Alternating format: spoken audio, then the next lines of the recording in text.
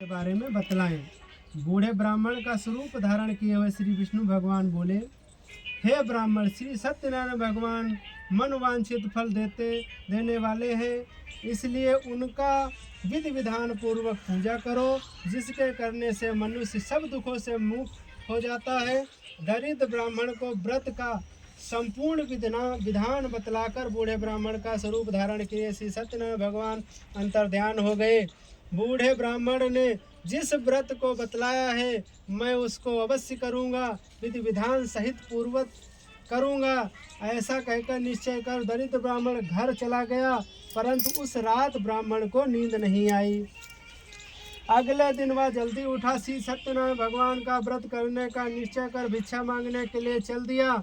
उस दिन उसको भिक्षा में अधिक धन मिला, जिससे उसने पूजा का सामान खरीदा और घर आकर बंधु बांधुओं के सहित विधि विधान पूर्वक भगवान श्री सत्यनारायण भगवान का व्रत किया। इसके करने से ही वह गरीब ब्राह्मण सब कष्टों से छूट जाता है, अति धनवान हो जाता है। उस समय से वह ब्राह्मण हर मास व्रत करने लगा। सत्यनारायण भगवान के व्रत को जो शास्त्र विधि के अनुसार श्रद्धा पूर्वक करेगा, वह सब कष्टों से छूटकर मोक्ष को प्राप्त करेगा। जो भी मनुष्य श्री सत्यनारायण भगवान का व्रत करेगा, वह सब कष्टों से छूट जाएगा।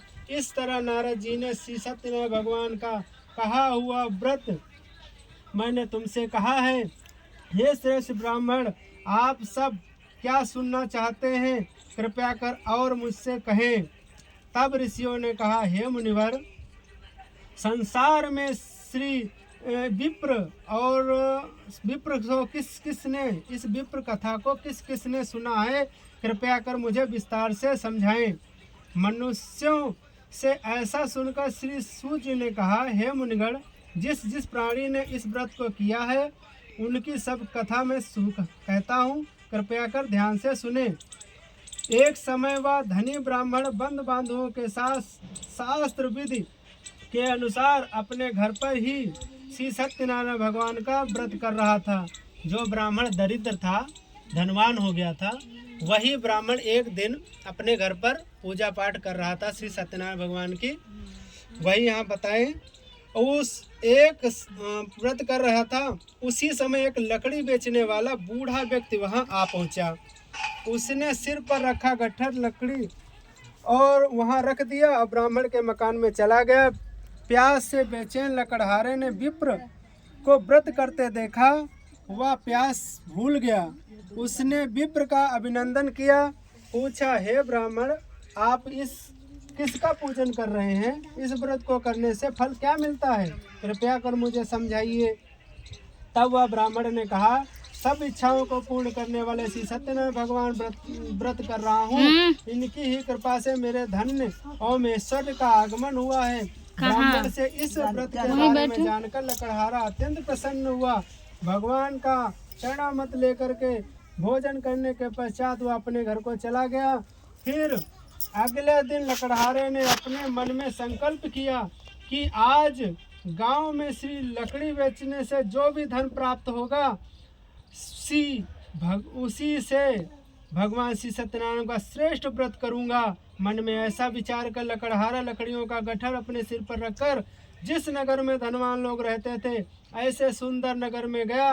उस दिन उसको लकड़ियों का दाम पहले से 4 गुना मिला। तब वह बूढ़ा लकड़हारा बहुत प्रसन्न होकर पके केले, शहद और घी, दूध, दही, गेहूं का चूर्ण आदि श्री सत्यनारायण भगवान की व्रत की सभी सामग्री लेकर घर पहुंचा और फिर अपने बंधु बांधुओं को बुलाकर विधि विधान से श्री सत्यनारायण भगवान का पूजन किया और व्रत किया। उस व्रत के प्रभाव से वह बूढ़ा लकड़हारा धन धान्य से युक्त हुआ, संसार में समस्त सुख भोग करके वैकुंठ को चला गया। बोलो सत्यनारायण भगवान की जय। बजा दो, बजाओ। कथा समझ में ना हो तो बता दियो। हाँ, हम तो वक्ता हैं, वक्त चले जाइए समझाओ। समझेगा, जो कथा सुनो उसको समझ में आनी चाहिए। अगर समझ में नहीं आ रही है तो समझाना, हमारे कहने से कोई फायदा नहीं है।